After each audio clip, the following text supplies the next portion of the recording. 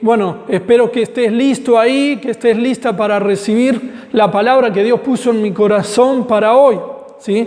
Una palabra que está relacionada, digamos, con el libro de la Biblia en el cual venimos leyendo las últimas semanas. Vengo compartiéndote una palabra que está en las cartas que el Señor les envió a las iglesias, a las 7 iglesias del Apocalipsis, ¿sí? Son cartas que les hablan a esas iglesias en particular, de acuerdo al momento en el que estaban viviendo, ¿sí? Pero que también son cartas que nos hablan a nosotros en nuestro tiempo y en nuestras situaciones. Así que hoy quiero compartirte una carta más que se encuentra ahí en Apocalipsis a 2 de las iglesias, ¿sí? Que ahí se mencionan, ¿sí? Especialmente hoy quiero que podamos hablar acerca de la carta a la iglesia de Sardis y la carta a la iglesia de Laodicea, que aparecen en el capítulo 3. Yo creo que realmente el Señor quiere hablarnos con estas palabras, ¿sí? Y así como le habló a los hermanos de aquella época, te va a hablar a vos y me va a hablar a mí. El título de esta palabra le puse: vuelve a la vida y entusiasmate. Si tenés a alguien ahí al lado, decirle: volvé a la vida y entusiasmate. Entonces, fíjate lo que dice el Señor a la primera iglesia a la que vamos a leer ahí en el capítulo 3. En el versículo 1 dice: escribe al ángel de la iglesia de Sardis. Esto dice el que tiene los 7 espíritus de Dios y las 7 estrellas. Conozco tus obras. Tienes fama de estar vivo, pero en realidad estás muerto. ¿Sí? Qué palabras fuertes las que el Señor le da a la iglesia de Sardis. Esta parece que era una iglesia que parecía estar viva, pero que en realidad estaba muerta. Aparentemente esta iglesia estaba formada por hermanos caretas, ¿sí? Hermanos que mostraban una apariencia por fuera, ¿sí? Pero que realmente por dentro era todo lo contrario a lo que estaban mostrando, ¿sí? Quizás serían como Jesús le dijo a los religiosos de su época, ¿sí? Cuando les decía sepulcros blanqueados, que por fuera parecen una cosa, pero por dentro son otra totalmente distinta, están llenos de muerte, ¿sí? Tal vez los hermanos de Sardis eran hermanos que se congregaban, eran hermanos que ofrendaban, diezmaban, leían la Biblia, alababan a Dios y oraban quizás, pero su corazón estaba muy lejos de Dios, ¿sí? Y por eso el Señor los confronta y les dice: conozco tus obras, tienes fama de estar vivo, pero en realidad estás muerto. Qué tremendas palabras las del Señor. Pero quiero invitarte ahora a ver lo que el Señor le dice a la otra iglesia que quiero compartirte hoy, es la iglesia de Laodicea. Fíjate en el versículo 17 del capítulo 3 de Apocalipsis, dices, soy rico, me he enriquecido y no me hace falta nada, pero no te das cuenta de cuán infeliz y miserable, pobre, ciego y desnudo eres tú. Por eso te aconsejo que de mí compres oro refinado por el fuego para que te hagas rico, ropa blanca para que te vistas y cubras tu vergonzosa desnudez, y colirio para que te lo pongas en los ojos y recobres la vista. Acá tenemos otra iglesia, la iglesia de Laodicea, que aparentemente era una iglesia que se creía que era rica, pero que en realidad era pobre.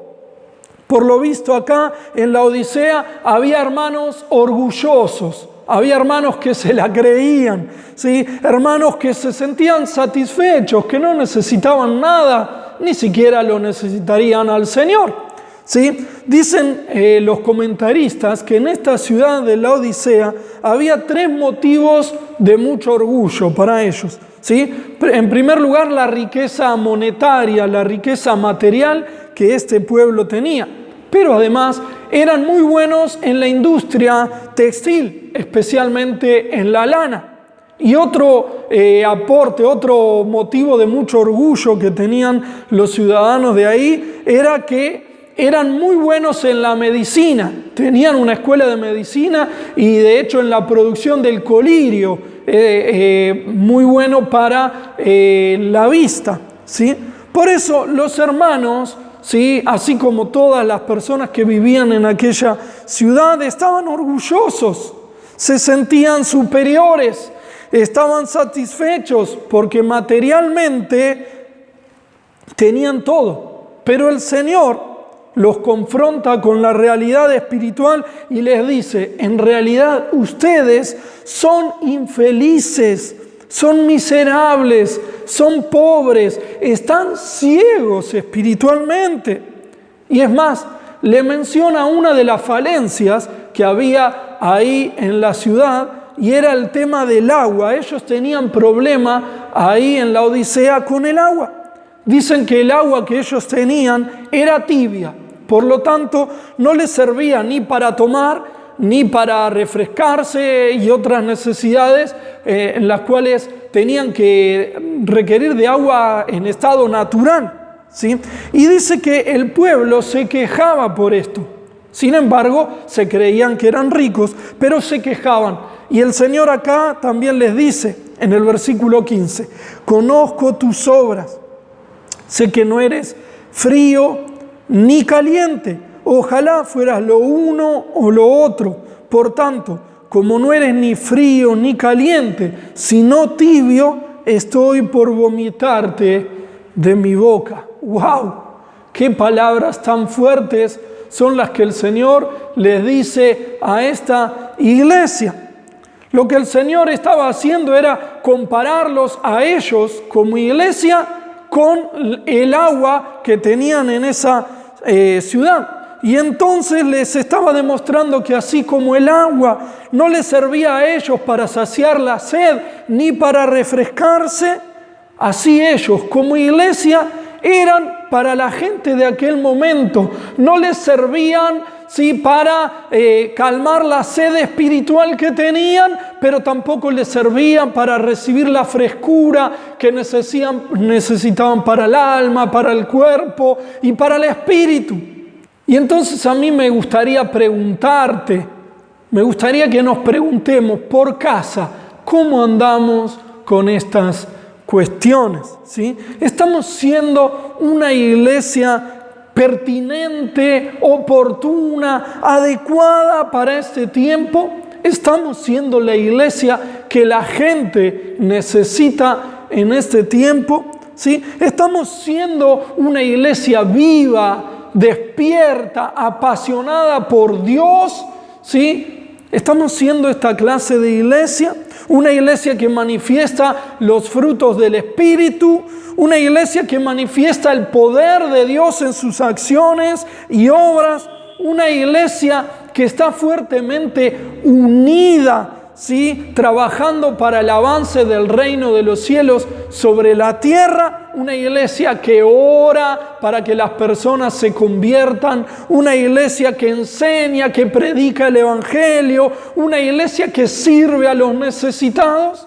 ¿Estamos siendo este tipo de iglesia? Si no es así, quizás estas palabras también sean para nosotros hoy. Ahora, no te quedes afuera de la exhortación, no te pares de la vereda de enfrente y digas, sí, porque la iglesia no está haciendo lo que tiene que hacer, porque en esta iglesia no se ora, porque en esa iglesia no se predica, porque en esa iglesia no se evangeliza, no se sirve a las personas. No te pares del otro lado, ¿sí? Aplica a vos también esta exhortación del Señor como integrante de esta iglesia, ¿sí?, en este tiempo. Pero también quiero decirte que no te pongas mal, ¿sí? Mira lo que dice Jesús a esta iglesia. En el versículo 19 dice, yo reprendo y disciplino a todos los que amo. O sea, que si esta exhortación, si esta disciplina que estás recibiendo hoy, si es que considerás que se aplica a tu vida, ¿sí? Y a la congregación donde vos sos parte, ¿sí? Especialmente a los hermanos nuestros de acá de la Iglesia Libres con Jesús. Si crees que es para vos, ¿sí? Esta exhortación, considérate un afortunado, un amado por Dios, porque Él disciplina y exhorta a aquellos que ama. Pero además, mira lo que le recomienda el Señor a las iglesias para salir de esta situación. A la iglesia de la Odisea le dice: por lo tanto, sé fervoroso y arrepiéntete. A la iglesia de Sardis también le dice: así que recuerda lo que has recibido y oído, obedécelo y arrepiéntete.